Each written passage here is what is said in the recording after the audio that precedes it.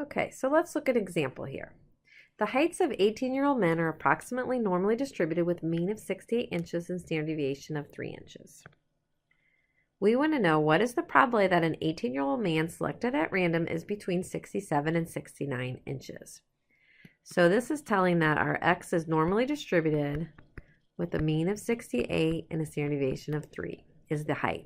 So we're looking for the probability that a single 18-year-old man, or one man, is between, his height is between 67 and 69 inches. Okay? So since we know it's normally distributed, we can use the normal CDF.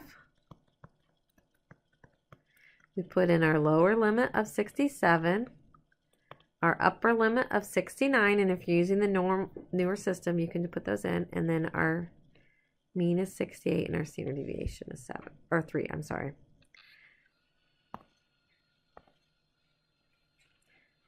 Okay, so in our calculator, we do second distribution, go down to normal CDF, hit enter. Now this is the older operating system, so on some of you guys that have the newer operating system, when you do second distribution and do normal CDF, it'll show lower colon, upper colon. So for your lower, you're going to put in 67. On this system, you got to put a comma. On your other one, you don't. You just put in 67. For the upper limit, then put 69. Hit enter. We hit comma. You guys hit enter. 68. Hit enter. We hit comma. And 3. Hit enter and then hit paste. Okay, we just hit enter here then. So we get 0.2611.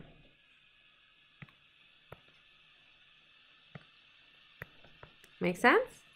All right, now what changes here is, in part B, we say if a random sample of 9 18-year-old men is selected, what is the probability that the mean height?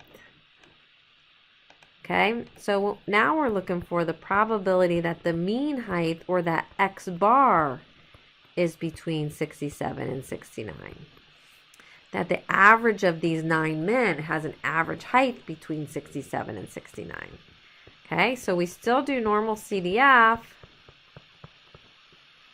lower limit 67, upper limit 69. Our mean stays the same because mu X bar is equal to mu. So we know that's equal to 68. But our standard deviation for our sampling distribution, or sigma X bar, remember, is equal to sigma over the square root of n. So this is going to be equal to 3 over the square root of 9.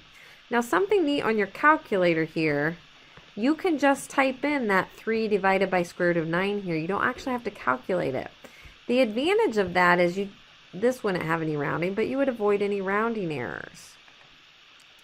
So again, let's do normal CDF. Lower limit 67, enter or comma.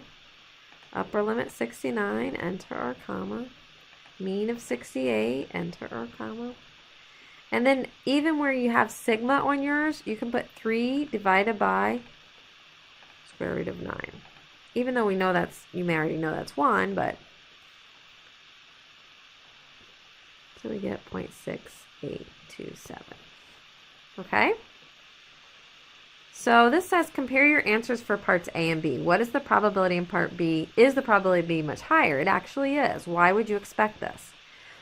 Well, if we think about our distribution here, our original distribution had a mean of 68 and a standard deviation of 3, right? So if we draw that, that would be 71, 74, 77, 65, 62, 59, right? That's what our normal distribution would look like. But our sampling distribution has a mean of 68, so the same mean, but a much smaller standard deviation, right? It's 1. So when we draw that, it's gonna look like this, right? Or something like this. Whoops. Our mean is still 68, but now 1 standard deviation is where that concavity changes, right? Is here. Is at 67 and 69. Okay, so on our original distribution, when we found this probability here, it was this area under the curve right here. But on our new distribution, our sampling distribution, it's actually this whole area.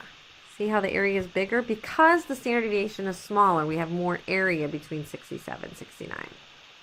Okay, I hope this makes sense. Let me know if you have any questions.